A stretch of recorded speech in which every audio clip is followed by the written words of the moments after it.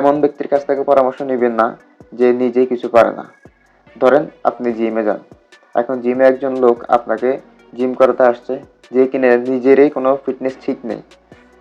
যে ব্যক্তি নিজের ফিটনেস ঠিক নেই, তাহলে সে আপনাকে ফিটনেস কিভাবে ঠিক করবে? কারণ সে যদি ফিটনেস ঠিকই করতে পারে, তাহলে নিজের ফিটনেস তাকে ঠিক করতো। তাহলে সে যদি আপনাকে পরামর্শ দেয়, আপনি কি তার পরামর্শটা মানবেন? অবশ্যই মানবেন না।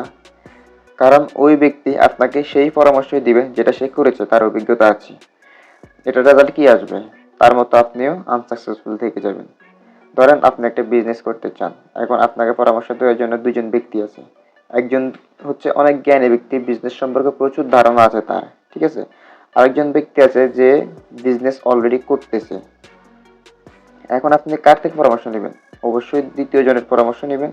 কারণ প্রথম জন বই পড়ে প্রচুর জ্ঞান অর্জন করেছে, সে কখন কি হবে কিন্তু জানে না। কারণ সে এখনো এটাকে প্র্যাকটিস করে নাই, বা এটার এই সিচুয়েশনে সে এখনো আসে নাই। কিন্তু দ্বিতীয় জন ব্যক্তি অলরেডি কখন কি হবে সেটা করে ফেলেছে, কারণ সে বিজনেস অলরেডি করতেছে।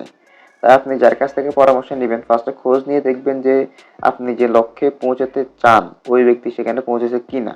যদি না পৌঁছে থাকে তাহলে ইগনোর করুন। যে ব্যক্তি পৌঁছেছে তাকে খুঁজে বের করুন এবং তার কাছ থেকে পরামর্শ নিন। তাহলে আপনি লাইফে সাকসেস হওয়ার দ্বিতীয়টা এগিয়ে যাবেন।